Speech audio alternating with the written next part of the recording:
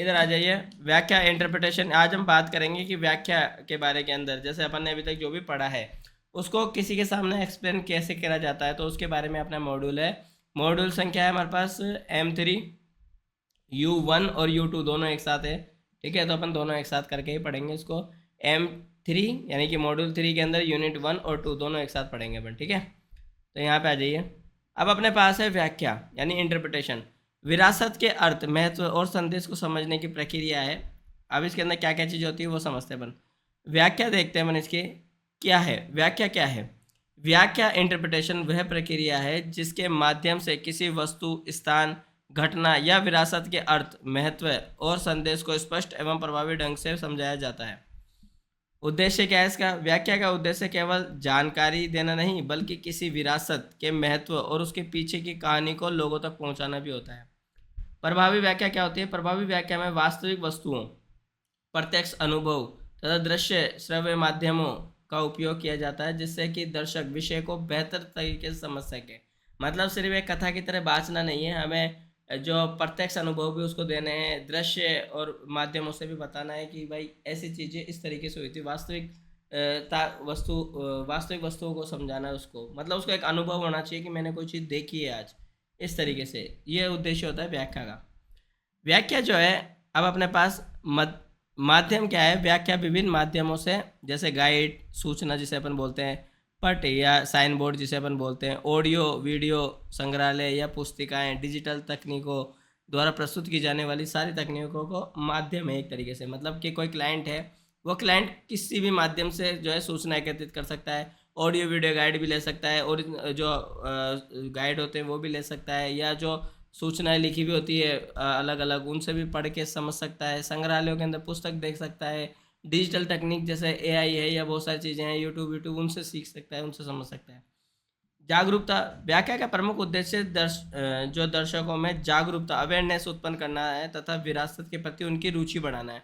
अब जैसे अगर कोई, मान लो कोई विरासत है हमारे पास, कोई ऐसे मान लीजिए कोई गेट ही है ना। अब आप उसको समझाएंगे, जैसे कि अपने पास आमेर के अंदर सुख निवास के अंदर एक गेट है ना, आधा ऊपरा हुआ। लेकिन जब आप उसको समझाएंगे कि भाई साहब ये जो गेट है वो आइवरी से बना हुआ है। आइवरी क्या चीज़ होती है? अब आइवरी को आप महाभारत से जोड़ो कि भाई हमारे महाभारत के अंदर क्या हुआ था कि जब व्यास जी जो है महाभारत लिख रहे थे, तो उनका जो पेन है जिससे वो लिख रहे थे, कलम जिसे बोलते हैं, वो खत्म हो गई थी या टूट गई थी। तो गणेश जी जो उनकी मदद कर रहे थे व्यास जी की, उन्होंने अपना एक दांत जो है व्यास जी को दिया ताकि वो पूरी किताब जो महाभारत है उसको कंप्लीट कर सके। इसलिए जो दांत है, हाथी दांत जिसे बोलते हैं अपन, ये जो है ये ज्ञान का प्रतीक भी है और प्रिजर्वेंस यानी कि, अरे गणेश जी ने महाभारत लिखी है, रामायण थोड़ी लिखी है। महाभारत गणेश जी ने तो लिखी हुई, बताते ना व्यास जी की मदद गणेश जी ने करी है। हैं? हाँ। अब क्या है, गणेश जी जब मदद करते हैं तो उस जो एक दंती बोलते हैं उनको, गणेश जी को क्या बोलते हैं? एक दंती। एक दंती क्यों बोलते हैं? क्योंकि उन्होंने अपना एक दांत जो है व्यास जी को दे दिया था उसको कंप्लीट करने के लिए महाभारत को। तो उनको क्या है, त्याग की जो है, त्याग से एसोसिएट करके देख सकते हैं। अगर आप जातक कथाओं के अंदर आएंगे बुद्ध के, तो माना जाता है कि बुद्ध का जो जन्म था, जो बुद्ध बने थे, उस जन्म से पहले एक जन्म था जिसके अंदर उन्होंने हाथी रूप में अवतरित हुए थे, और अपना जो एक दांत है वो एक राजा को दान में दिया था। वो राजा का नाम क्या था? उस राजा को दान में दिया था ताकि वो भला कर सके अपनी प्रजा का। तो इसको क्या है, दान के रूप में भी देखा जाता है। वहां से एसोसिएट करते हुए लाना है आपको हाथी दांत को। फिर आपको बताना है कि एंशियंट यानी हड़प्पा सभ्यता के अंदर जो है हाथी दांत का यूज़ किया जाता था स्टैम्प बनाने के अंदर, इनके अंदर। फिर हड़प्पा सभ्यता से आते हुए फिर आप एंशियंट काल में आ जाएंगे। एंशियंट से आते हुए फिर मध्यकाल में, मध्यकाल के अंदर जो तख्त ताउस था उसके अंदर जो है हाथी दांत का काम हुआ हुआ था। जो जो थ्रोन बनते थे, जो जो अपने ऊपर के कवच बनते थे, उसके अंदर हाथी दांत का इस्तेमाल किया जाता था। ये सारी चीज़ें जो हाथी दांत के अंदर इस्तेमाल की जाती थी। फिर उसके बाद मॉडर्न टाइम के अंदर आ जाइए, अंग्रेज आ गए, तो ये जो आपको दिखेंगे पियानो आजकल के मॉडर्न, उसके अंदर हाथी दांत का बहुत ज़्यादा इस्तेमाल किया जाता था। अब जब आप इतनी इन्फॉर्मेशन दोगे ना तो उसको रियलाइज़ होगा कि यार हाथी दांत तो सही में बहुत चीज़ होती है। फिर वो आइवरी के बारे में जानने की कोशिश करेगा कि यार आइवरी, अच्छा ये गेट आइवरी का है। फिर आप उसको एंटिक चीज़ों से बताओ कि भाई ये आइवरी का गेट था, इस तरीके के गेट लगे हुए होते थे, इन गेटों के अंदर जो डिज़ाइनें होती थी इस तरीके के कारीगर डिज़ाइन बनाते थे। फिर उसको जो है आइवरी के अंदर इंटरेस्ट बढ़ जाएगा एकदम से, तो उसको गेट के अंदर भी ऐसा लगेगा कि पता नहीं क्या है ये गेट, ऐसा नॉर्मल गेट नहीं लगेगा, बहुत ही इंटरेस्टिंग लगेगा वो गेट भी। गाइड के ऊपर ही होता है वो कैसे इन्फॉर्मेशन देता है, उसके अंदर जान भी फूंक सकता है और उसको निर्जीव भी कर सकता है। अब आप गेट के सामने जाके बोला ये गेट है, ये गेट लगा हुआ था, कोई उखाड़ के ले गया और ये परछिटे बच्चे बस इसके, ये देख लो सामने डिजाइन जो बनी हुई थी ना वो गेट पे बनी हुई थी, बात खत्म। फिर क्लाइंट क्या बोलेगा, अच्छा गेट होगा, चलो आगे चलो। समझ रहे हो मेरी बात? ये है एक्सप्लेन करने का तरीका, उसके उसके अंदर भावना जगाना है आपको। भावना विकास क्या होता है, एक अच्छी व्याख्या दर्शकों के मनोरंजन, रिएक्शन, सम्मान, रेस्पेक्ट और संरक्षण, कंजर्वेशन की भावना को विकसित करती है। अब जैसे वो आमिर का आप गेट समझाओगे तो अगली बार से क्या होगा, जब भी कोई आइवरी का गेट दिखेगा ना आपकी एक्सप्लेनेशन याद आएगी और उसको याद, इसको पता चलेगा कि आइवरी कितनी इंपॉर्टेंट चीज़ होती है और उसका संरक्षण करने की वो हमेशा ध्यान में रखेगा। ठीक है। व्याख्या के माध्यम कौन कौन से होते हैं? Modes of interpretation. दो व्याख्या के दो माध्यम है अपने पास, दो माध्यमों से की जाती है, दो प्रकार के माध्यम है। एक तो है व्यक्तिगत माध्यम। व्यक्तिगत माध्यम क्या होता है? सूचना सेवाएं, विजिटर सेंटर को सूचना डेस्क, घूमने वाले इंटरप्रेटर आदि, या संचालित गतिविधियां, गाइड टूर या शैक्षणिक भ्रमण आदि। वार्ताएं, डिजिटल सेंटर, सभागार या कॉन्फ्रेंस के दौरान दी जाने वाली व्याख्याएं या चर्चाएं। जीवंत व्याख्याएं, ऐतिहासिक घटनाओं को पुनः मंचन, पारंपरिक दर्शन प्रदर्शन आदि के माध्यम से देखा जाए। गैर व्यक्तिगत माध्यम कौन से होते हैं? गैर व्यक्तिगत माध्यम कौन से होते हैं अपने पास? जिसमें ऑडियो उपकरण है, ऑडियो गाइड है, ऑडियो स्टेशन है, रिकॉर्डेड सामग्री है आदि। लिखित सामग्री कौन सी होती है? पुस्तकें हैं, गाइडेड बुक है, सूचना पत्रिकाएं हैं। स्वयं निर्देशित गतिविधियां कौन सी होती है? वो जो वॉकिंग ट्रेल होती है अपने पास, स्वयं भ्रमण मार्ग होते हैं जो गाइड लगे हुए रहते हैं ना, मतलब एक से बोर्ड लगे हुए रहते हैं। प्रदर्शनिक जो प्रदर्शनियाँ क्या होती है? संग्रहालय होते हैं, विजिटर सेंटर होते हैं, ओपन एयर प्रदर्शनी होती है। विजिटर सेंटर कौन से होते हैं? ऐसे केंद्र जहाँ अनेक व्याख्या तकनीक का संयुक्त रूप से उपयोग किया जाता है। विरासत व्याख्या क्या है? हेरिटेज इंटरप्रिटेशन क्या है अपने पास, ये देखते हैं। विरासत व्याख्या शैक्षिक प्रक्रिया। विरासत व्याख्या क्या होती है? यह शैक्षणिक प्रक्रिया है, एजुकेशन एक्टिविटी है जिसका उद्देश्य प्राकृतिक एवं सांस्कृतिक विरासत के अर्थ, महत्व, संदेश के लोगों तक पहुंचाना है। बहुआयामी महत्व क्या है? इसका उद्देश्य किसी विरासत के ऐतिहासिक, वैज्ञानिक, साइंटिफिक या सांस्कृतिक, सामाजिक, पुरातात्विक, आर्कियोलॉजिकल, स्थापत्य, आर्किटेक्चरल, प्राकृतिक, नेचुरल तथा सौंदर्यात्मक या एस्थेटिक महत्व को समझना और केवल उसके उपयोग को नहीं, मतलब उसको महत्व को समझाना है अपन को, सिर्फ उसका उपयोग नहीं समझाना कि भाई ये इसलिए उपयोग होती थी, उसका महत्व क्या था उसको समझाना है।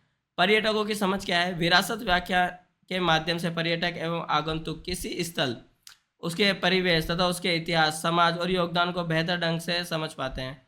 संरक्षण की भावना, या यह लोगों में विरासत संरक्षण, हेरिटेज कंजर्वेशन के प्रति जागरूकता, सम्मान व उत्तरदायित्व की भावना विकसित करती है। यहाँ पे विरासत व्याख्या क्या है हमारे पास? सराहना व जुड़ाव। विरासत व्याख्या का उद्देश्य आगंतुकों, विजिटर्स में जो विरासत के प्रति सराहना, अप्रिसिएशन, सम्मान, रिस्पेक्ट तथा भावनात्मक जुड़ाव, इमोशनल अटैचमेंट विकसित करना है।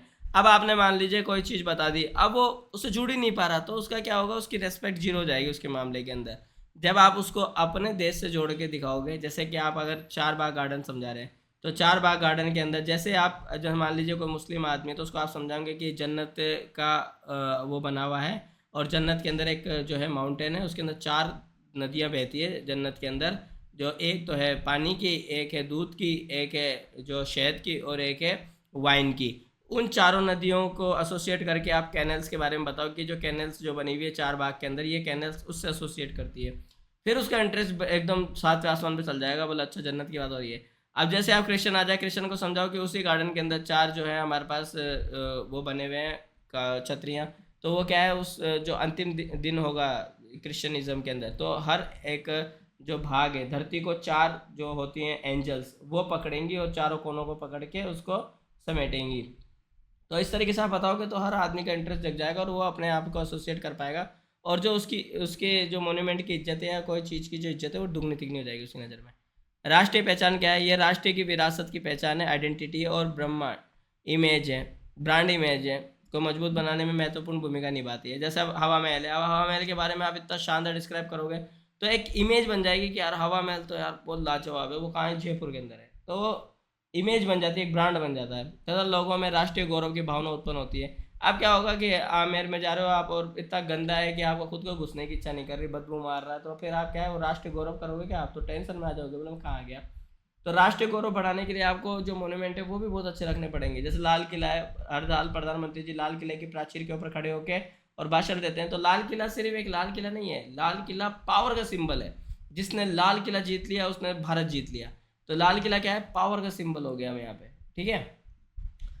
निष्पक्ष दृष्टिकोण, विरासत व्याख्या के माध्यम से किसी विरासत स्थल या स्मारक, हेरिटेज साइट या ऑब्जेक्ट को निष्पक्ष एवं नैतिक दृष्टिकोण से समझा जाता है। इसमें उनके उपलब्धियां तथा कमियों दोनों को प्रस्तुत किया जाता है, जिससे इतिहास की चुनौतियों और उससे जुड़ी घटनाओं को सही संदर्भ में समझा जा सके।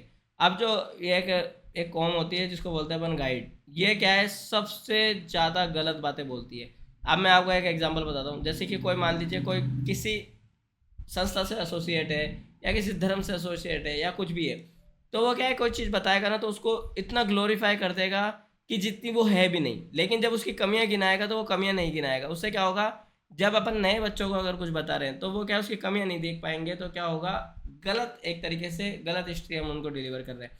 जैसे कि आपको बताऊं, ताजमहल को ग्लोरीफाई करने के लिए कई लोगों ने यह भ्रम फैला दिया कि ताजमहल बनने के बाद में जो 22,000 कारीगर थे उनके हाथ कटवा दिए गए।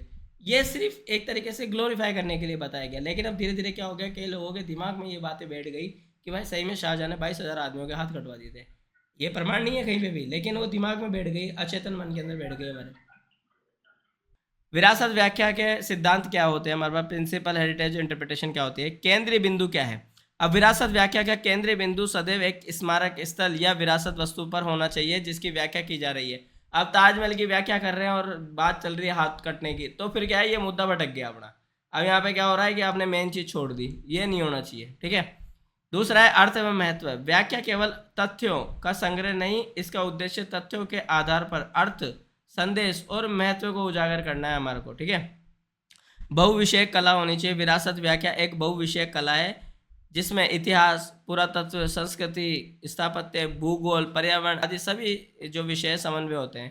समग्र दृष्टिकोण क्या होता है, व्याख्या समग्र होनी चाहिए। इसमें स्मारक, विरासत स्थल के केवल एक भाग नहीं बल्कि संपूर्ण स्वरूप, इतिहास, महत्वपूर्ण और संदर्भ में जानकारी प्रस्तुत की जानी चाहिए। अब जैसे आप ताजमहल बताएंगे तो ताजमहल के अंदर जो सामने जो गेट है ना उसको बोलते हैं अपन ईवान। क्या बोलते हैं? ईवान। अब उसको स्वर्ग का गेट माना जाता है। अब उसके ऊपर जो है पितृदूरा से जो है कैलियोग्राफी की गई है, यानी कि मार्बल को काट के। और ये अब आप वहीं तक ही थोड़ी छोड़ देंगे, फिर आप ये बताएंगे कि ये कहाँ कहाँ करी गई है, ये क्या, कैसे ये लाई गई थी, कब कब करी गई है, और यहाँ पे आते आते इसको पहुँचने में कितने साल लगे। तो आप पूरा होलिस्टिक अप्रोच दे दीजिएगा उसको कि भाई उसको ये एसोसिएट कर पाए कि ये कहाँ से चल रही थी, कहाँ खत्म हुई, यहाँ तक पहुँचने में इसको कितनी दिक्कतें आई। विरासत जो व्याख्या के सिद्धांत कौन से हैं, अपने पास रोचक कहानियां हैं। विरासत व्याख्या का उद्देश्य केवल सूखी जानकारी देना नहीं है बल्कि उसमें रोचक कहानियां यानी इंटरेस्टिंग स्टोरी के रूप में प्रस्तुत करना है जिसमें आगंतुकों की रुचि बनी रहे। प्रासंगिक जानकारी क्या है, व्याख्या में सबसे महत्वपूर्ण एवं प्रासंगिक जानकारी का चयन किया जाना चाहिए ताकि विषय स्पष्ट, प्रभावी और यादगार बने। स्पष्ट संदेश क्या है, प्रत्येक व्याख्या का एक स्पष्ट संदेश होना चाहिए जिसमें मुख्य विचार, सामान्य सत्य या सीख शामिल हो जिसे आगंतुक लंबे समय तक याद रख सके। स्थानीय विरासत की पहचान, विरासत व्याख्या स्थानीय विरासत की पहचान, आइडेंटिटी और ब्रह्मांड जो है विकसित करने में महत्वपूर्ण भूमिका निभाती है। अब विरासत व्याख्या क्या उपयोग क्या क्या है, अपन उपयोग भी देख लेते हैं। इंटरप्रिटेशन के यूजेस क्या क्या होते हैं। तो विरासत व्याख्या का जो उपयोग है वो काय में होता है। पहला तो है प्राकृतिक एवं सांस्कृतिक विरासत स्थल, राष्ट्रीय उद्यान, विश्व धरोहर स्थल, किले, मंदिर, स्मारक आदि स्थानों पर आगंतुकों को उनके ऐतिहासिक, सांस्कृतिक और प्राकृतिक महत्व की जानकारी देने के लिए होती है इसकी पहली तो जरूरत। प्राकृतिक एवं सांस्कृतिक trail, nature trail, heritage walk, जो ट्रैकिंग मार्ग तथा सांस्कृतिक भ्रमण मार्गों का पर्यटनों को स्थलों की विशेषताओं और महत्व को समझाने के लिए होती है इसकी जरूरत। संग्रहालय एवं कला दीर्घाएं, संग्रहालयों, आर्ट गैलरी, प्रदर्शन स्थलों में प्रदर्शित वस्तुओं के इतिहास, महत्व और पृष्ठभूमि को प्रभावी ढंग से समझने के लिए एक आपको लेवल मिल जाता है। विरासत व्याख्या का जो उपयोग है, हेरिटेज इंटरप्रिटेशन सेंटर, पर्यटक प्रदर्शन केंद्र, यहाँ प्रदर्शनों, मॉडलों, ऑडियो वीडियो विजुअल माध्यमों से तथा जीवंत प्रस्तुतियों के द्वारा पर्यटक को विरासत का महत्व समझाया जाता है। एक्वेरियम, पार्क या चिड़ियाघर जो होते हैं, जलीय जीवों, वन्य जीवों, वनस्पतियों, प्राकृतिक परिस्थिति की तंत्र के बारे में शिक्षा एवं जागरूकता प्रदान करने के लिए व्याख्या का उपयोग किया जाता है। औद्योगिक विरासत की वस्तुएं कौन सी है? पुराने कारखानों, मशीनों, खानों, रेलवे पुलों तथा औद्योगिक विशेषताओं के ऐतिहासिक, तकनीकी एवं आर्थिक महत्व को समझने के लिए विरासत व्याख्या का उपयोग किया जाता है। विरासत व्याख्या जो है प्राकृतिक संरक्षण यानी प्राकृतिक अभ्यारण्यों, जैव विविधता, वनस्पति, अन्य वन्य जीवों तथा पारिस्थितिकी तंत्र के महत्व के बारे में पर्यटन को जानकारी और जागरूकता प्रदान करने के लिए। दूसरा है सांस्कृतिक पर्यटन के कार्यक्रम, मेलों, उत्सवों, धार्मिक आयोजनों, नृत्य, संगीत, हस्तशिल्प, प्रदर्शनियाँ तथा सांस्कृतिक कार्यक्रमों के इतिहास, परंपराओं और सांस्कृतिक महत्व को समझाने के लिए विरासत व्याख्या का उपयोग किया जाता है। व्याख्या का उद्देश्य क्या है? ऑब्जेक्टिव ऑफ इंटरप्रिटेशन क्या है अपने पास? व्याख्या के उद्देश्य है हमारे पास पर्यटकों को विरासत स्थल का परिचय देना, पर्यटकों को विरासत स्थल की मूलभूत जानकारी एवं महत्व की परिचित कराना, पर्यटक एवं स्थानीय संस्कृति की जानकारी देना, उपलब्ध पर्यटन एवं मनोरंजन सुविधाएं, स्थानीय संस्कृति, पर्यावरण तथा स्थल की नीतियों के बारे में जानकारी प्रदान करना है, पर्यटकों की सक्रिय भागीदारी बढ़ाना है, प्राकृतिक एवं सांस्कृतिक संसाधनों की व्याख्या के माध्यम से पर्यटकों को गंतव्य के प्रति रुचि और संरक्षण की भावना विकसित कराने के लिए प्रेरित करना है, संरक्षण के प्रति जिम्मेदारी और इस जिम्मेदारी की भावना विकसित करना है, पर्यटकों में विरासत, प्राकृतिक एवं सांस्कृतिक पर्यावरण के संरक्षण तथा संवर्धन के प्रति अपना जिम्मेदारी और सकारात्मक व्यवहार विकसित करना है। अब ये चीज़ें क्यों जरूरी है? जैसे मैं आपको एक एग्जांपल देता हूँ जो मैंने सुना था, क्या पता सही है गलत है। तो ये कुछ लोग बताते हैं कि कुछ जो एक टीम थी, जब ताजमहल को 7 अजूबों में शामिल करना था, तो जब वो टीम आई तो वहाँ पे जो गाइड थे उसमें सबसे बेस्ट गाइड को चुना गया था जो इंटरप्रिटेशन सही कर सके। और जब वो आए तो एक चीज़ को जीवित कर दिया उन्होंने, एक तरीके से उसकी जो एक एक बारीकी है उसको जीवित कर दिया। और वो इतने मोहक हो गए कि उन्होंने जब बाद में उसके बारे में पढ़ाई करी और चीज़ों को देखा तो उसको वो मजबूर हो गए कि 7 अजूबों में शामिल करने के लिए। इस तरीके से यहाँ पे जैसे अब मान लीजिए कोई गाइड है अपने जयपुर का ही है, अगर वो पूरी शिद्दत से आमेर की एक एक बारीकी को किसी एक आदमी को एक्सप्लेन करे, जैसे मान लो कोई इटालियन है या कोई स्पेनिश है, और चारों में यानी यूरोप के अंदर जितने भी आदमी बैठे हैं वो जो लोहा है आमेर का वो मानने लग जाएं कि भाई ये तो आमेर जैसी कोई चीज़ दूसरी बन ही नहीं सकती। इतनी डिटेल के अंदर आप उसको बता रहे हो, इतना समझा रहे हो, तो एक दिन क्या होगा कि यूरोप में से कोई आदमी इलेक्टेड होकर यूएन बॉडी में बैठेगा, यूएन के अंदर, यूनेस्को के अंदर जाके बैठेगा। यूनेस्को के अंदर जाके बैठेगा तो उसके दिमाग में एक चीज़ रहेगी, यार आमेर जैसी कोई चीज़ दोबारा नहीं बन सकती। तो कहीं ना कहीं जब आमेर के बारे में कोई चर्चा होगी या कुछ बात होगी तो आमेर के तरफ वोटिंग जब होगी ना तो आमेर के पक्ष में होगी, क्योंकि आपने उसके दिमाग में ऐसा आमेर बिठा रखा है कि वो भूल नहीं सकता। और जब कोई चीज़ भूल नहीं सकता तो उसकी ख्याति अपने आप बढ़ती चल जाती है और उसका जो स्टेटस है वो अपने आप बड़ा होता चल जाता है। व्याख्या के लाभ क्या है? बेनिफिट्स ऑफ इंटरप्रिटेशन क्या है अपने पास? व्याख्या के लाभ है, नया ज्ञान प्राप्त होता है। विरासत व्याख्या पर्यटकों को विकसित स्थल के इतिहास, सांस्कृतिक महत्व के बारे में नई जानकारी प्रदान करती है। कला एवं संस्कृति के प्रति रुचि बढ़ती है। प्रभावी व्याख्या पर्यटकों को विकास स्थल की कला, संस्कृति, परंपराओं को समझने तथा उनकी सराहना करने के लिए प्रेरित करती है। जागरूकता एवं संरक्षण की भावना विकसित होती है। विरासत के महत्व एवं उनके संरक्षण और संवर्धन के प्रति पर्यटकों एवं आम जनता में जागरूकता उत्पन्न होती है। अब मान लीजिए आमेर है, आमेर की वजह से अगर कोई 50,000 आदमी रोज रोटी खा रहे हैं या अपना काम कर पा रहे हैं तो क्या होगा, कभी आमेर के ऊपर थोड़ी सी भी आंच उठेगी तो 50,000 लोग सर कटवाने के लिए तैयार रहेंगे, क्योंकि उनकी रोजी रोटी उसके ऊपर डिपेंडेंट है। ठीक है, तो जब आप उसको एसोसिएट कर देंगे तो जनता में जागरूकता बढ़ेगी, लोग एसोसिएट होंगे तो उसके ऊपर जो भी कभी उसके ऊपर गाज गिरेगी तो वो लोग तैयार रहेंगे उसके प्रिजर्वेशन के लिए। राष्ट्रीय पहचान एवं गौरव को बढ़ावा मिलता है। अच्छी विरासत व्याख्या राष्ट्रीय पहचान, सांस्कृतिक गौरव, विरासत के प्रति सम्मान की भावना मजबूत होती है। अब जैसे ताजमहल के बारे में बताते हैं, देखो सबकी अपनी अपनी ओपिनियन है, मैं किसी के ओपिनियन की जज नहीं कर रहा यहाँ पे। ताजमहल के लिए बताते हैं कि भाई कोई बोलता है कि भाई मकबरा है, कोई बोलता है कि टेम्पल है।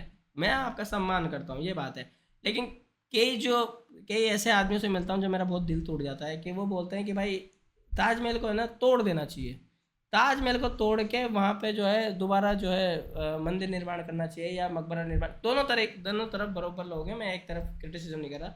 दोनों तरफ कुछ लोग बोलते हैं कि भाई मकबरे के आगे ये और बना देना चाहिए, कुछ लोग बोलते हैं कि यार मंदिर स्थापित होना चाहिए। आप एक बात समझने नहीं चाह रहे वो लोग। मैं आपको बताता हूँ, दुनिया में 198 घोषित देश हैं, सिर्फ 8 देशों के पास अजूबे हैं, उसमें से भारत एक है। आप समझ नहीं रहे कितनी बड़ी बात है ताजमहल हमारे लिए। 198 देशों में से 8 देशों के पास अजूबे हैं, उसमें से भारत एक है। आप सोचिए अगर मैं उसको साफ कर दूं, हटा दूं, तो हमारे पास क्या बचेगा? हम 198 देशों की लिस्ट में चल जाएंगे फिक्स वापस से, और हमारे पास कुछ भी नहीं बचेगा।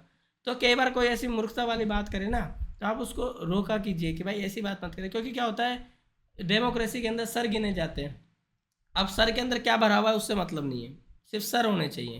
तो कई बार क्या ऐसी मुक्ता वाली बातें अगर कभी राष्ट्रीय मंच पे गई और लोगों के दिमाग में बैठी गई, तो एक दिन क्या पता गिरा भी दे ताजमहल को, तो थोड़ा नुकसान हो जाएगा अपने गाइडों का। तो ये बात ध्यान रखना, कोई ऐसी बातें करता है तो उसको रोकना वहीं पे, बोले भाई रुक यार। व्याख्या के लाभ क्या है हमारे पास? नए ज्ञान की प्राप्ति, ये जो हो गया। अब व्याख्या जो है, व्याख्या का महत्व है प्रभावी व्याख्या पर्यटकों को विकास स्थल के बेहतर ढंग से समझने और उसे जुड़ाव विकसित करने तथा उसके इतिहास और पर्यावरण के महत्व को महसूस कराने में सहायता करती है। व्याख्या की योजना क्या है? व्याख्या की योजना बनाना, प्रभावी प्रस्तुत तैयारी करना जो स्थल से जुड़े मूल्यों को स्पष्ट करे, पर्यटकों में जागरूकता बढ़ाएं तथा जिम्मेदारी व्यवहार के लिए प्रेरित करें उसको। अच्छी व्याख्या की विशेषता क्या होती है? एक अच्छी व्याख्या रोचक, प्रेरणादायक, मनोरंजक होती है।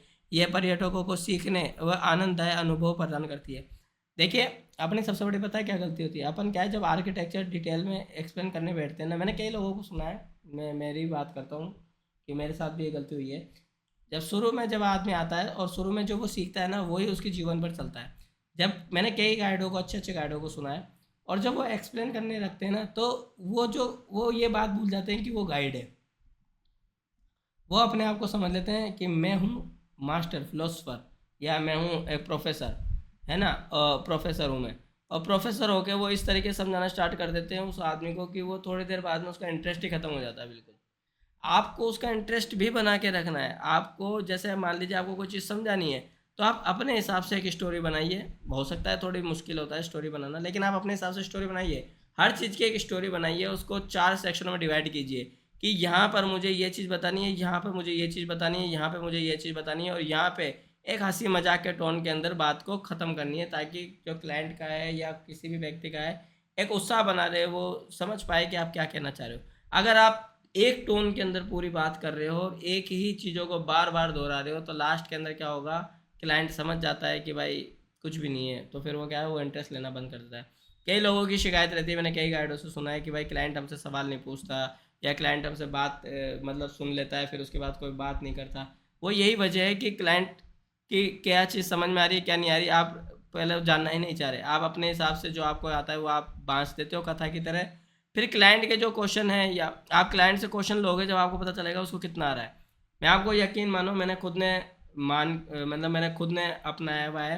एक बार जंतर मंतर में था मैं, तो जंतर मंतर के अंदर क्या हुआ, एक गाइड कुछ समझा रहा था, है ना, तो मैं भी उसके पीछे था, क्योंकि मैं उस समय सीख रहा था मैं। और जो क्लाइंट थे मेरे आगे थे, पहली बार में इटालियन क्लाइंट थे, मतलब क्लाइंट तो थे, मतलब मेरे को एक्सप्लेन करना नहीं आता था, तो मैंने किसी को लिया, उसने एक्सप्लेन करा इटालियन के अंदर।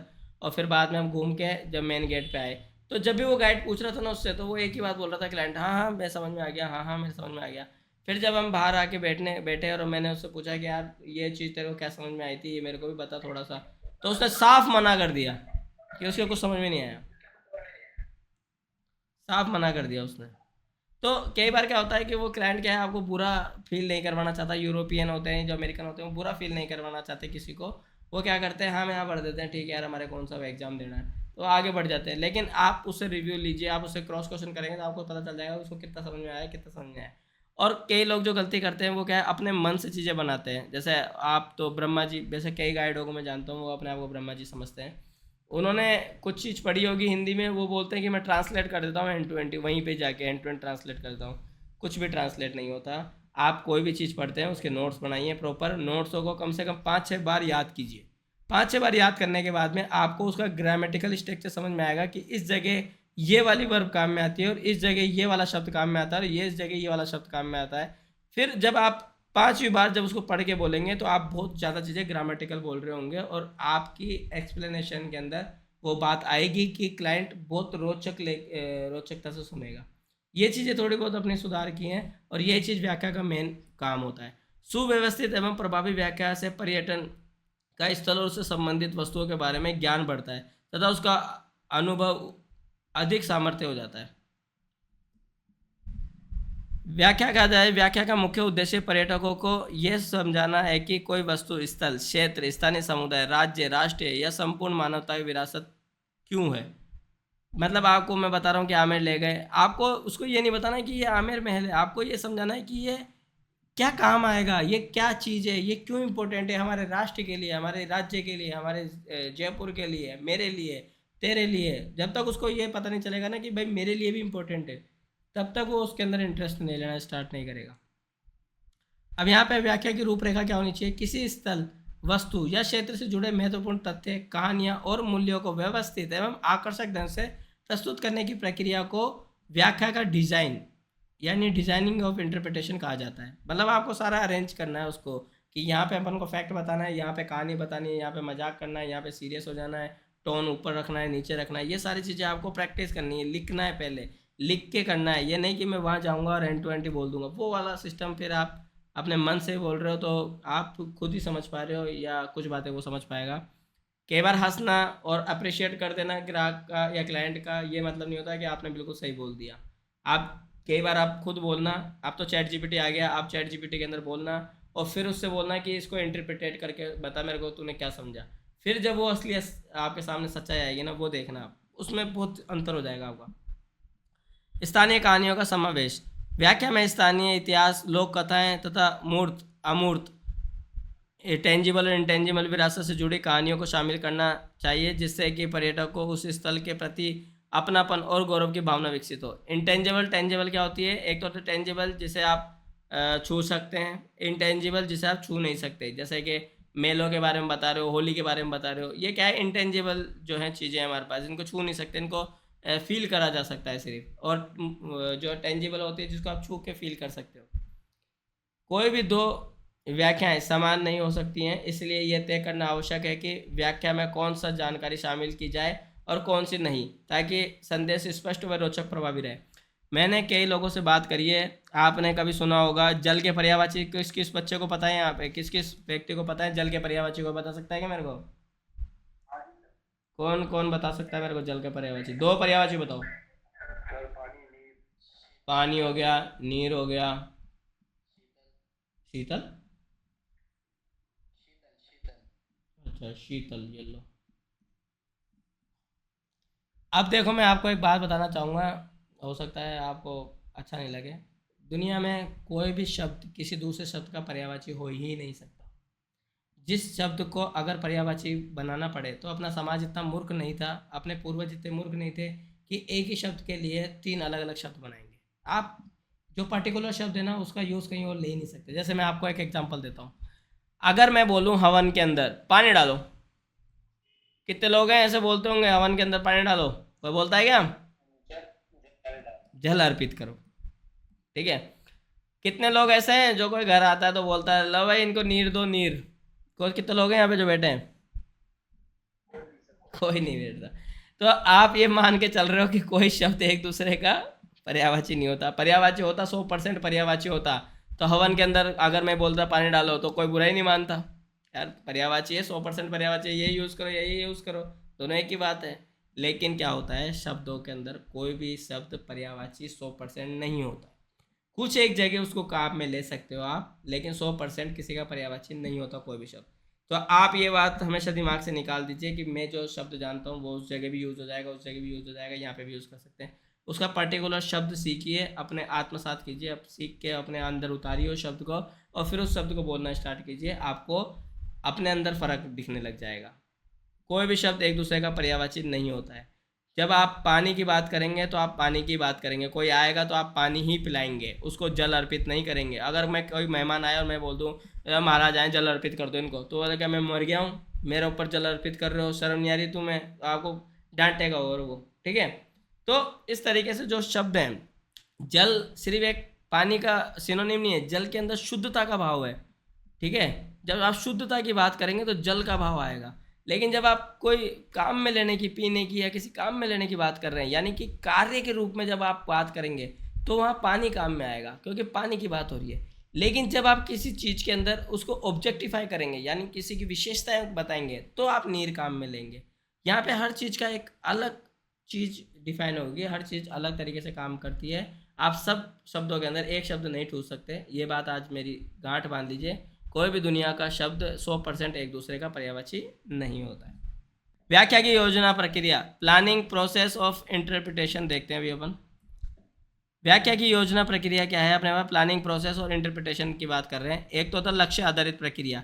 ये एक लक्ष्य आधारित या गोल ड्राइव प्रक्रिया है जिसका उद्देश्य पर्यटक को सार्थक अनुभव प्रदान करना है तथा उसमें विरासत, स्थल, क्षेत्र व वस्तु के प्रति भावनात्मक जुड़ाव विकसित करना है, अपन को इमोशनली अटैच करना है उसको। दीर्घकालीन प्रक्रिया क्या है? व्याख्या की योजना एक दीर्घकालीन जो लॉन्ग टर्म प्रक्रिया है जिसमें समय समय पर आवश्यकता अनुसार संशोधित, रिवाइज किया जाना चाहिए उसको। सामान्य चरण क्या है? इसकी कोई निश्चित कार्य प्रणाली नहीं होती है, लेकिन कुछ मान्यता कुछ सामान्य चरणों का पालन किया जाता है बस इसके अंदर, और क्या। अब आपको गोल डिसाइड करना है कि पहला गोल मेरा यह है कि भाई मैं इसको भावनात्मक रूप से आमेर से अटैच कर दूंगा। आपको मैं बता रहा हूँ, मैं अपने पर्सनल एक्सपीरियंस से बता रहा हूँ, आमेर के अंदर कुछ ना कुछ ऐसा जादू है, क्लाइंट हो या कुछ भी हो, मैं कई बार काम करा है और आमेर के अंदर ऐसा कुछ जादू है, मैं नहीं जानता क्या जादू है, लेकिन आप क्लाइंट को जब आमेर से उतारोगे ना तो क्लाइंट आपके फेवर में हो जाता है। मतलब आप जो कहते हो ना वो सुनना स्टार्ट कर देता है, वो आप गलत कह रहे हो सही कह रहे हो, उसके बाद में जादू चढ़ जाता है उसके दिमाग के अंदर। वो मैं समझ नहीं पाया आज तक क्या है, लेकिन आमेर के अंदर कुछ ना कुछ जादू है। प्लीज़ माइक ऑफ कर लीजिए अपना, कोई भी जो है। तो आमिर के अंदर कोई ना कोई ऐसा जादू है कि आमिर के अंदर जब क्लाइंट सुबह आपसे मिलेगा और उसकी आंखों की चमक, और जब वो क्लाइंट आमिर से बाहर निकलेगा तब उसकी आंखों की चमक, आप दोनों चमकों के अंदर एक बार डिफरेंस देखना, आपको बहुत फर्क दिखेगा दोनों चमकों के अंदर। ये जादू है आमिर के अंदर, ये मैंने देखा है।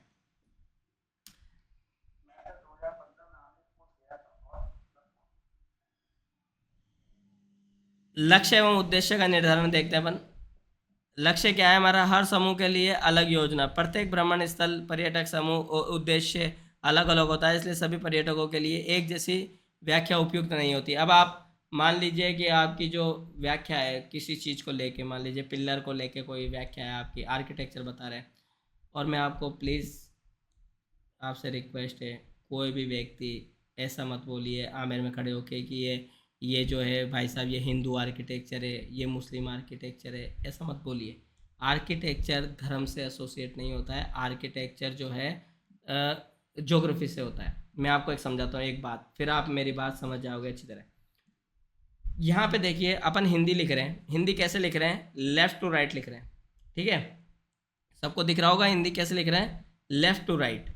इंग्लिश कैसे लिख रहे हैं? Left to right. लेकिन जब अरबी लिखेंगे आप तो इस तरीके से लिखी जाती है वो, राइट टू लेफ़्ट, ठीक है। अब उसका कारण समझेंगे, इसका कारण धर्म के अंदर नहीं है, ज्योग्राफी के अंदर है।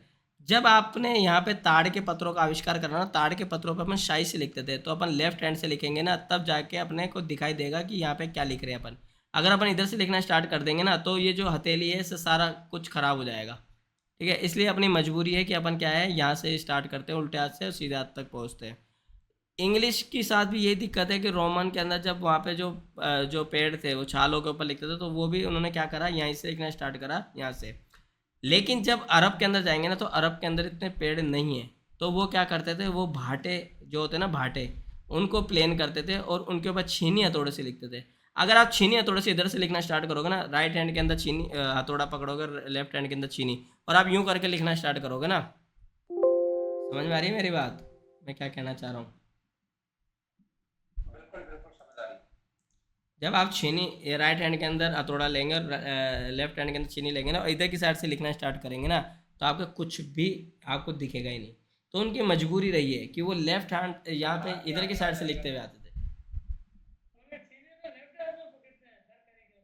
हैं? हाँ, छीनी तो लेफ्ट हाथ में पकड़ा है, लेकिन हथौड़ा तो राइट हैंड में पकड़ेंगे ना, हथौड़ा तो साइड राइट में पकड़ोगे आप, समझ रहे हो? अब यह दिक्कत आ जाती है। अब जैसे अब चाइना के लोग बोलते हैं ऊपर से नीचे लिखते हैं, तो वो बांस के ऊपर लिखते थे, क्योंकि वहाँ बांस चलते थे, तो वो ऊपर से नीचे लिखते हुए आते हैं। कभी आप जापानी लैंग्वेज देखना, ऊपर से नीचे लिखती हुई आती है। ज्योग्राफी डिसाइड करती है आप क्या लिखोगे, क्या खाओगे, क्या पियोगे, कैसा आर्किटेक्चर होगा। अब आप कई लोग बोलते थे मुस्लिम आर्किटेक्चर है, जम्मू कश्मीर में मुस्लिम है। आप जाके ये जो आठ, जो अपनी छतरियाँ बनी हुई ना 8 तरफ से खुली हुई, जम्मू कश्मीर में एक भी दिखा दो, नहीं दिखेंगे आपको।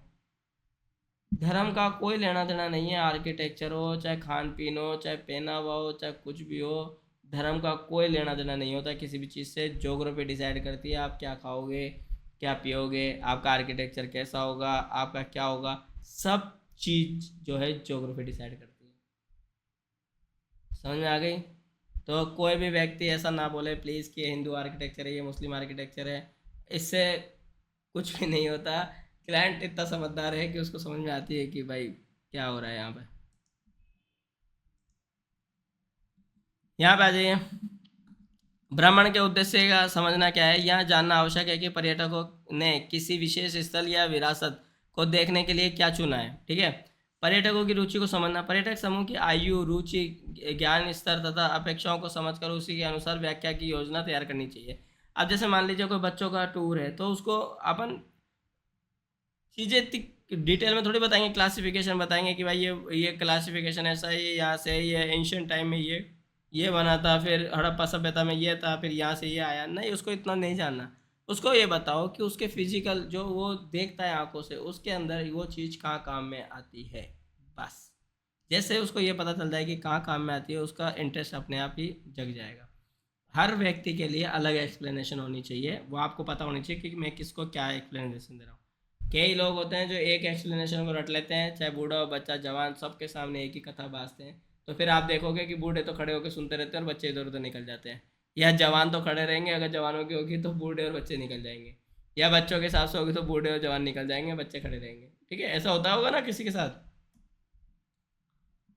व्याख्या के उद्देश्य, हाँ तो अगर कोई आपकी एक्सप्लेनेशन से कोई उठ के चल दिया ना, तो इसका मतलब आपकी गलती है। मैं आपको बता रहा हूँ, आपके अंदर चर्म गुण नहीं है। चर्म गुण होता है ना, वो वाला नहीं, जो चर्म खाल वाला चर्म, मतलब जो मर्म जो बता सकते हो ना आप, मर्म किसी चीज़ के अंदर जो आप पैदा कर सकते हो, वो आपकी बातों में नहीं है। आप किसी को रोक नहीं सकते, बांध नहीं सकते आप। ठीक है, बांधने की कला नहीं है आपकी, वो सीखनी चाहिए आपको।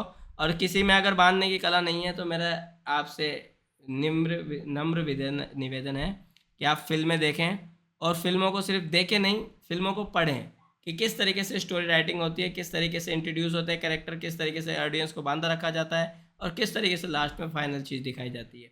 जब आप ये करना सीख जाएंगे, बताइए।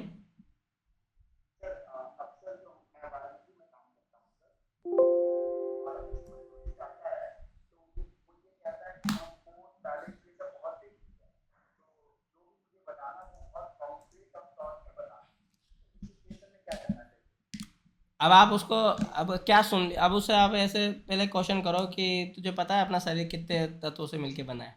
फिर वो बोलेगा नहीं मेरे को तो नहीं पता। बोल तेरे को पता है कि हमारी जो आत्मा है अजर अमर है।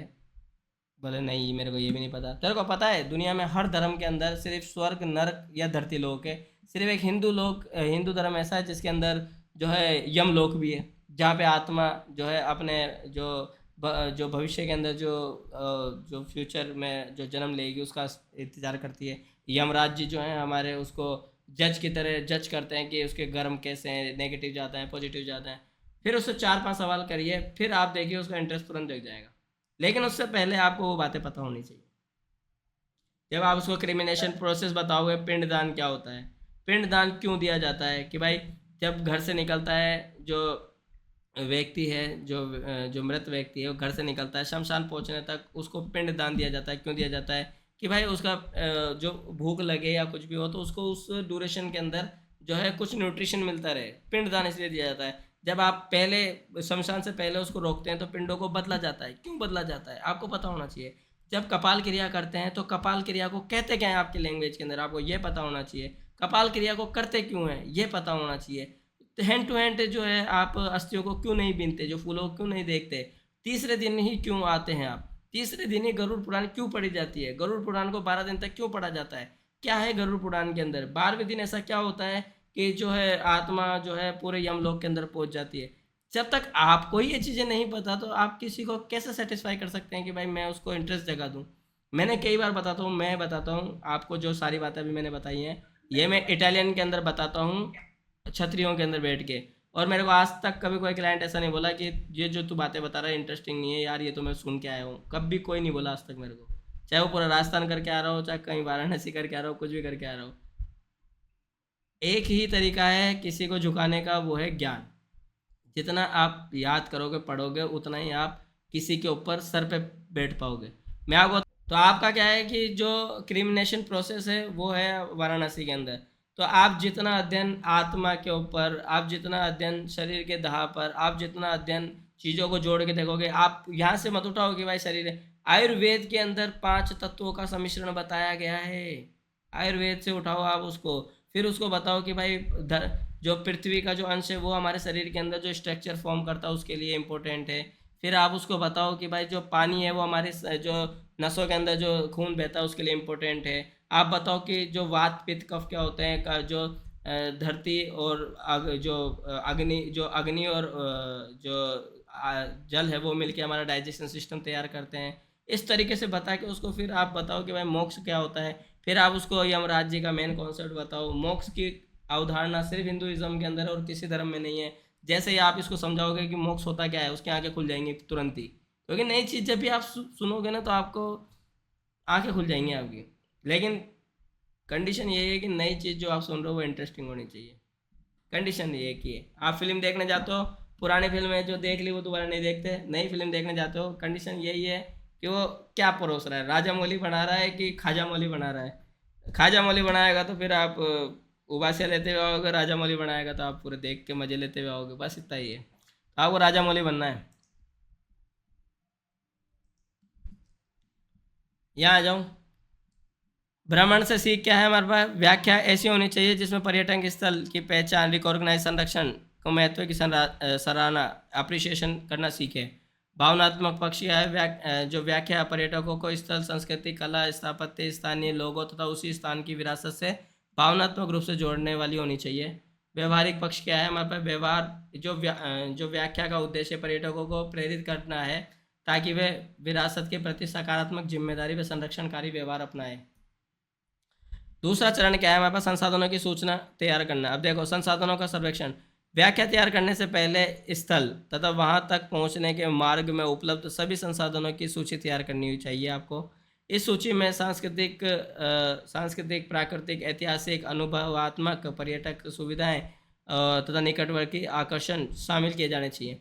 मैंने कई लोगों को देखा है, जैसे बहुत सारे 2-3 जने मेरे जानकार हैं, वो मैं खुद पहली बार उनके साथ गया था तो आगरा के लाल किले में लेके गए थे वो मेरे को। तो वो जहाँ से टिकट विंडो है वहाँ से मेरे को स्टार्ट करा उन्होंने, और ठेठ वो मेरे को ले जाके, और जब वो औरंगजेब वाला जो जहांगीर वाला महल आता है ना, वहाँ पे ले जाके यहाँ पे खड़ा करा, और क्लाइंट को मेरे यहाँ पे खड़ा कर दिया, और यहाँ से तुरंत ही बोलना स्टार्ट कर दिया उन्होंने। अब क्लाइंट मेरी शक्ल देख रहे, मैं उनकी शक्ल देख रहा कि मतलब एकदम से सडनली उन्होंने इन्फॉर्मेशन की बम्बारी करना स्टार्ट कर दी। तो क्या होता है कि क्लाइंट ऐसे एक्सपेक्ट नहीं करता। आप क्या करें, आपने पूरे रास्ते तो उसको शांति से ले गए यहाँ तक, उसको कोई एंटरटेन नहीं करा। बीच में रास्ते में जो है दुनिया की मतलब 9 फीट ऊंची, 9 फीट सॉरी 27 फीट ऊंची, 3 मीटर चौड़ी डबल कवरेज वाली वॉल है, उसको आपने इग्नोर मार दिया। ठीक है, आप जो है कौन सा जो बाहर जो यहाँ पे अपने पास बना हुआ है तालाब है जो जिसके अंदर मगरमच्छ, सांप वगैरह छोड़े जाते थे सिक्योरिटी के लिए, वो छोड़ दिया। ये गेट छोटे क्यों है, बड़े क्यों नहीं है, ये सारी इन्फॉर्मेशन देने की जगह आप सीधा ले गए एक जगह पर्टिकुलर जहाँ आपको बताना है, और वहाँ जाके आपने कथा को बाज दिया, और फिर आप ले जाके वापस दूसरी जगह जाके खड़ा कर दिया, फिर वहाँ कथा को बाज दिया। ऐसा नहीं होता। आपको भावना जो है, पहले आप जिस जगह जा रहे हैं ना उसकी उसकी प्रेजेंटेशन देना स्टार्ट करना है। जैसे मैं ताजमहल जा रहा हूँ ना, तो ताजमहल जाके ही मैं वहाँ पे नहीं बोलूँगा। जब मैं ताजमहल पहुँच रहा हूँ तो ऐसी ऐसी छोटी छोटी जानकारियाँ मैं उसको देता हुआ चलूँगा, जिससे उसको एक्साइटमेंट होगी कि यार मैं वहाँ पहुँचने वाला हूँ, अच्छा ये भी चीज़ है, अच्छा ये भी चीज़ है। जब तक मैं पहुँचूँगा तब तक वो एक्साइटमेंट उसकी इतनी हाई हो जाएगी कि जब वो देखेगा तो इमोशनल कनेक्शन इतना ज़्यादा हो जाएगा जिसकी कोई हद नहीं है। तो आपको ये रास्ते के अंदर जो छोटे छोटे जो कैप्सूल देने हैं ना, ये छोटे छोटे कैप्सूल, ये छोटे छोटे कैप्सूल पता होने चाहिए आपको कि वहाँ रास्ते में अपन को क्या देना है। ठीक है, आप चल रहे हो, 6 घंटे तक चल रहे हो और फिर वहाँ पर सडनली अपन पहुँच गए और उतार उतार के क्लाइंट को और आपकी जो इन्फॉर्मेशन है वो बाज दी एक साथ। नहीं, आपको 6 घंटे में हर आधे घंटे में एक कैप्सूल रखना है अपनी जेब में और कैप्सूल देना है कि आपको पता है जहाँ अपन चल रहे हैं वहाँ ये चीज़ है, वो ऐसे ऐसे ऐसे ऐसे थी। फिर आधे घंटे बाद फिर एक नया कैप्सूल, अरे वहाँ पे ये चीज़ें हो रहे हैं। अब क्या होगा, हर आधे घंटे में उसको क्या है आप रिकॉग्नाइज करा रहे हो, हर आधे घंटे के अंदर उसको एक कैप्सूल दे रहे हो। तो जब वो 6 घंटे बाद में उस जगह पहुंचेगा ना, तो वो इतना ज़्यादा एक्साइटमेंट फील कर रहा होगा कि यार मेरे को तो देखना है कि वह चीज़ है क्या है ऐसी, तो ये बंदा हर आधे घंटे में कैप्सूल दे रहा है मेरे को। समझ रहे हो आप मेरी बात में क्या कहना चाह रहा हूँ? समझदार हो वैसे तो आप सब। संक्षिप्त विवरण तैयार करना होता है। भ्रमण के दौरान पर्यटकों को दिखाई देने वाले प्रत्येक महत्वपूर्ण संसाधन का संक्षिप्त विवरण भी तैयार करना चाहिए ताकि व्याख्या अधिक प्रभावी और व्यवस्थित हो सके।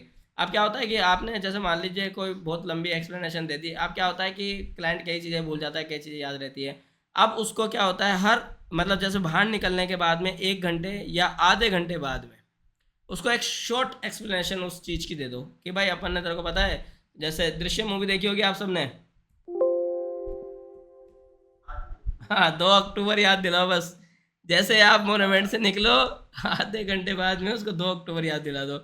जैसे ही आपने 1 घंटे बाद उसको 2 अक्टूबर याद दिला दी ना, तो उसके दिमाग में रिकॉल हो जाएगा उसका कि आपने क्या बताया। जैसे आप उसको रिकॉल हो गया तो आपकी उसकी नज़र में आपके लिए इज्जत बढ़ जाएगी। उसको ये याद रहेगा कि इस व्यक्ति ने मुझे यहाँ पे ये बताया था, क्योंकि एक बार बता देते हैं ना अपन, तो आप मैं हूँ चाहे आप हो चाहे कोई भी हो, भूल जाता है वो चीज़ें। लेकिन जब आप उसको रिकॉल करवा देते हो ना, 2 अक्टूबर याद दिलवा देते हो, तो उसको ये मेमोराइज हो जाता है कि नहीं इसने यहाँ पे ये बताया था, यहाँ पे ये बताया था, उसके दिमाग में बैठने लग जाती है। तो लास्ट में जब आप उससे बात करोगे ना, तो उसको ये एहसास रहेगा कि आपने उसको सही में इन्फॉर्मेशन दी है। आपने वहाँ बात के और आप चल दिए, वो भी चल दिया, तो 15 मिनट बाद में वो भी भूल गया, आप भी भूल गए, दोनों बराबर स्टेज पे आ गए बाप।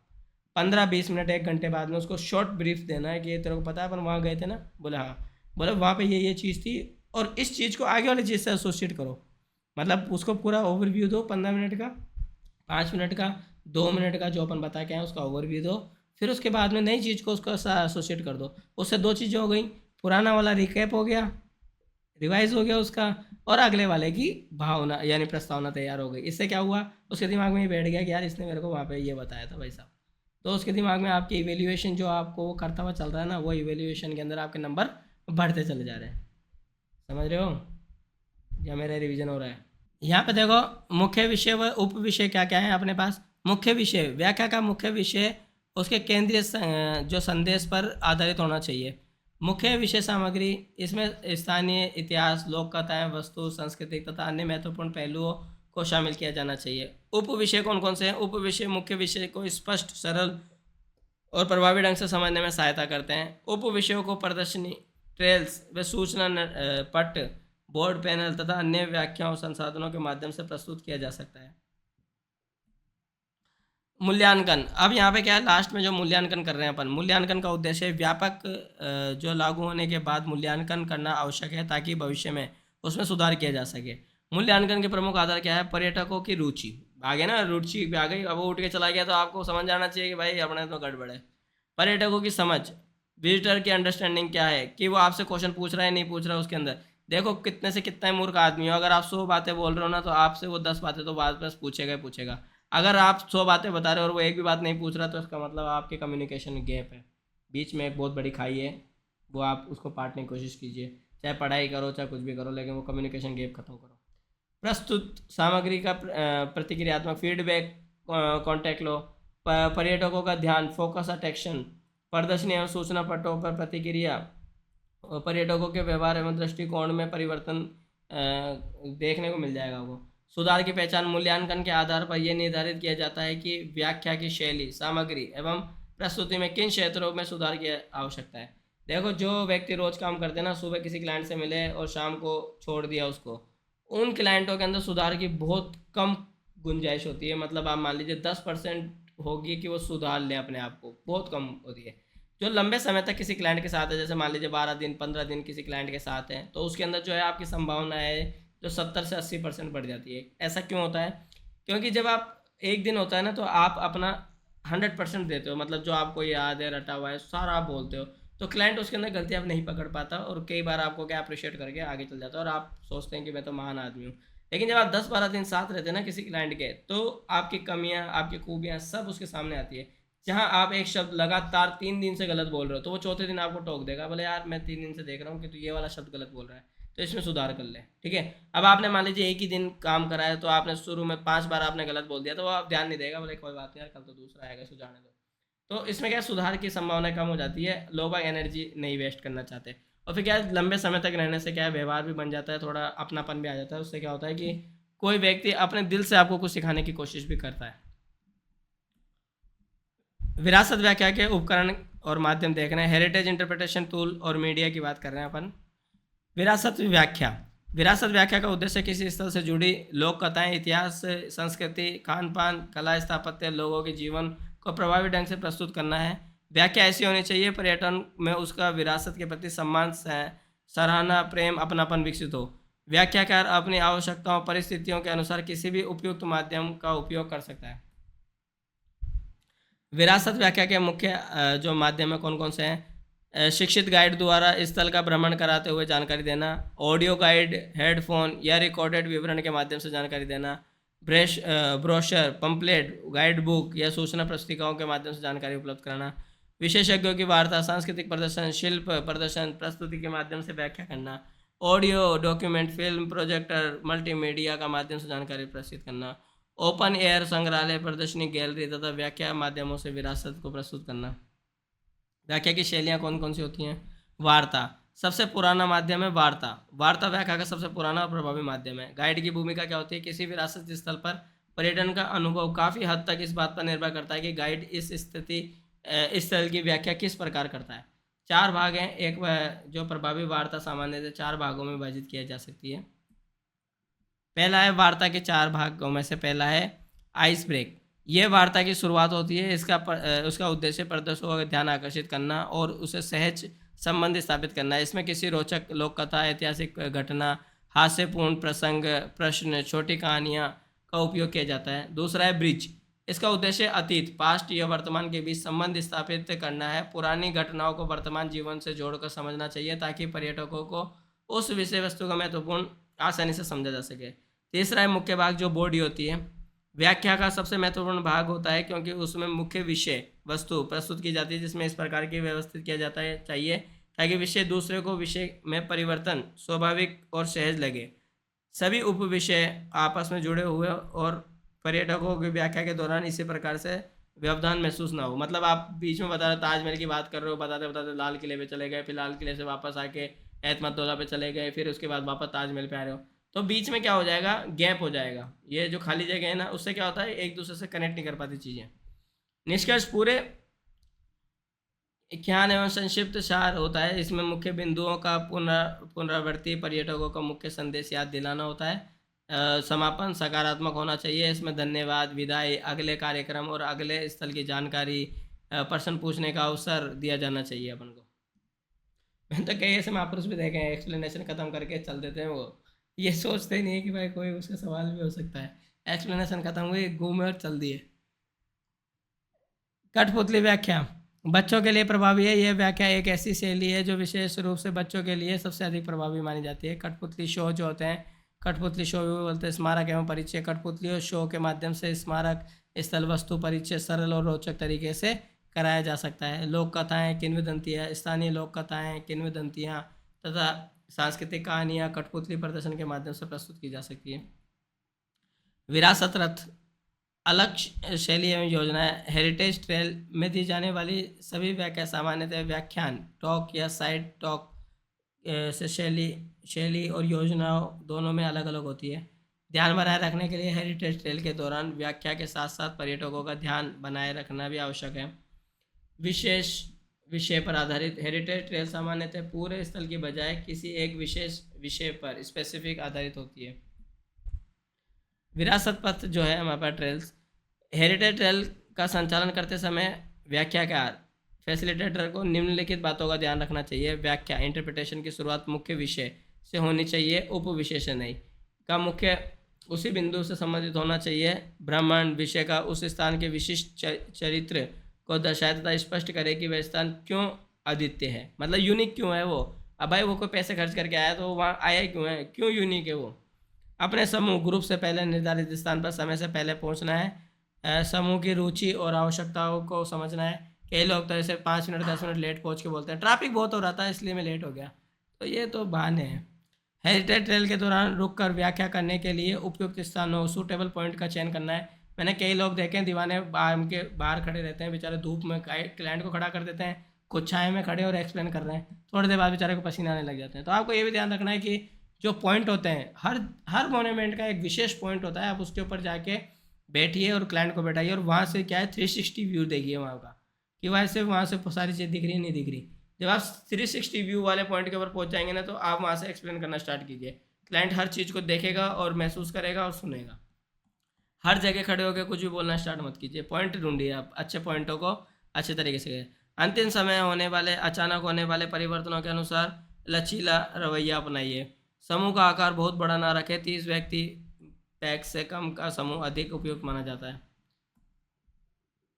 आवश्यक पड़ने पर दूरबीन, मानचित्र, टॉर्च, छड़ी आदि का उपकरणों का प्रयोग करना चाहिए। व्याख्या एक सतत क्रम में बनाए रखना चाहिए ताकि पर्यटकों की रुचि व ध्यान लगातार बना रहे। प्रत्यक्ष प्रदर्शन लाइव डेमोस्ट्रेशन जो है सबसे प्रभावी होता है। लाइव डेमोस्ट्रेशन व्याख्या की सबसे प्रभावी और लोकप्रिय शैली में से एक है। इसका उपयोग विशेष रूप से कला, शिल्प, संस्कृति, स्थानीय व्यंजन व मूर्त विरासत को समझने के लिए किया जाता है। मैंने एक गाइड को देखा था, मेरा तो दिल ही जीत लिया था। उन्होंने भरतनाट्यम करके दिखा दिया था क्लाइंट को। मतलब क्या होता है भरतनाट्यम, क्या होता है लास्ट से, क्या होता है उसके अंदर भंगिमा और वो मुद्रा, मतलब आपको तो पता होना चाहिए। उन्होंने करके दिखाया है, तो मतलब उनकी कितनी नॉलेज होगी आप ये देखिए। तो दिल जीतने वाली बात हो जाती है कई बार। विरासत के निकट लाना, इसका उद्देश्य, अब मैं आपको बोलूँ भरतनाट्यम के अंदर कितनी मुद्राएं, आप मुद्राएं नहीं बता पाओगे, जबकि अपन ने 3 दिन 4 दिन पहले पढ़ा है उसको। इसका उद्देश्य पर्यटकों को विरासत के अधिक निकट लाना तथा उनके मन में उस विरासत के प्रति सम्मान, महत्व की भावना विकसित करना है। अतीत और वर्तमान, यह शैली अतीत और वर्तमान के बीच के अंतर को स्पष्ट करने और दोनों के बीच संबंध स्थापित करने में कार्य करती है। भूमिका अभिनय, आवश्यकता होने पर भूमिका अभिनय, नाट्य प्रस्तुति तथा अन्य प्रत्यक्ष प्रदर्शन का भी सहारा लिया जा सकता है। विरासत व्याख्या केंद्र कौन कौन से हैं? एक तो स्थान उद्देश्य, हेरिटेज इंटरप्रिटेशन सेंटर, ऐसे केंद्र होते हैं जो किसी विरासत स्थल के निकट या उसके आसपास स्थापित किए जाते हैं। इन केंद्रों का उद्देश्य विरासत स्थल के महत्व को समझना होता है, जिसमें पर्यटन वास्तविक स्थल की यात्रा को अत्यधिक अर्थपूर्ण व ज्ञानवर्धक मान सके। आपने देखा होगा जंतर मंतर के अंदर इधर की साइड में व्याख्या रूम बना हुआ है एक, उसके अंदर क्या है, एक एलईडी लगी हुई है जो एनिमेशन के द्वारा जो जितने भी इंस्ट्रूमेंट है उनको समझाती है। आप कभी गए हो उसके अंदर बैठ के, सुना है कभी उसको? किसी ने नहीं सुना?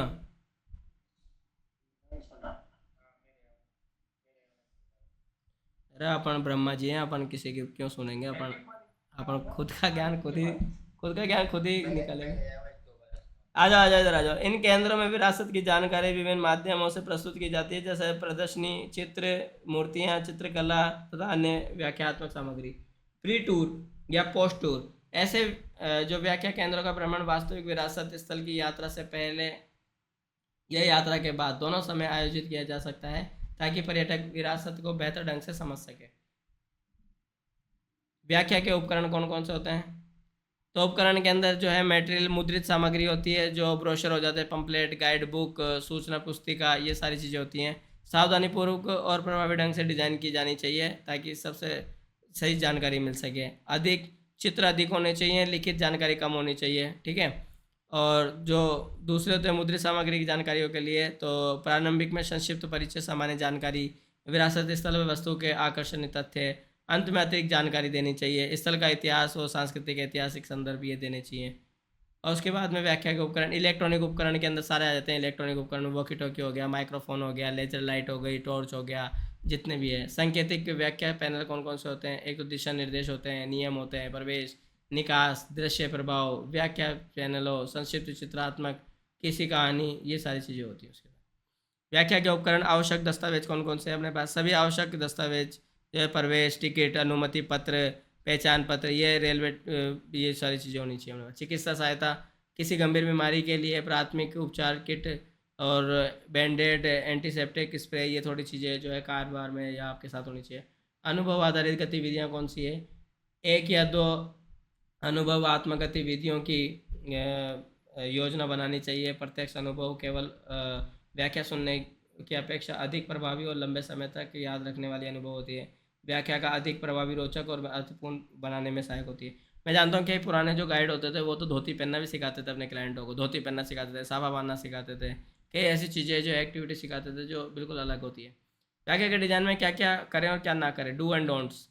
तो ये आप पढ़ लेना कि भाई मुस्कुरा के स्वागत करना है, 30 सेकंड का आइस ब्रेक लेना है, पेशेवर वेशभूषा पहननी है, आइडेंटिटी कार्ड, इलेक्ट्रॉनिक उपकरण बांधा, जो नीचे कागज़ पढ़ कर ना सुना है, मुख्य जो विषय है उस पर रहें, क्रम और एक स्वर में बात ना करें, और ये सारी चीज़ देख लेना आप। मूर्त विरासत के लिए जो है स्मारकों का संग्रह जो है, किले हैं हमारे पास, हम मूर्त विरासत में महल हैं, पूजा स्थल है, युद्ध स्मारक है, प्रवेश द्वार हैं, ये सारे समृद्ध गौरवशाली विरासत विविध ऐतिहासिक धरोहर मानी जाती है मूर्त में।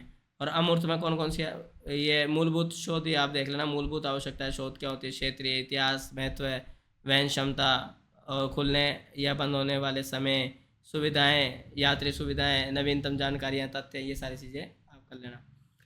मूलभूत शोध ये भी आप उसमें देख लेना प्रभावी। यदि सटीक तिथि आपको या स्मरण ना हो तो गलत बताने से समय अवधि गलत सलत मत बताइए।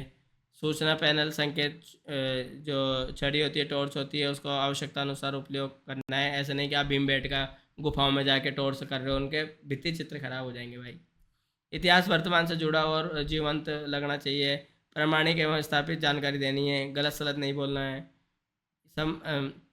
विरासत के संरक्षण एवं संवर्धन का वो करना है। अमूर्त विरासत के लिए ध्यान रखना है कि भाई कौन कौन सी होती है। कला का इतिहास रूप, कला की उत्पत्ति, विकास, ऐतिहासिक पृष्ठभूमि, वे गुण जो कला को अन्य कलाओं के रूपों से अलग बनाता है। यह कला आज भी स्थिति में है, कितनी प्रचलित है, इसके संरक्षण और संवर्धन की आवश्यकता क्यों है। कला के प्रदर्शन संरक्षण को बढ़ावा और स्थानीय समुदाय की भूमिका का योगदान बताना है आपको। कला प्रदर्शन में क्या क्या है वो अपन ने पढ़ ही लिया, मुखोटे फोकोटे सब पढ़ लिए, हस्तशिल्प, हथकरघा वगैरह सब देख लिए। पाक परंपरा, भोजन संस्कृति, ये जो है विविध स्वाद और विरासत की गैस्ट्रोनॉमी बोलते हैं इसको, गैस्ट्रोनॉमी टूर होता है भारतीय सांस्कृतिक विरासत का एक महत्वपूर्ण अंग है।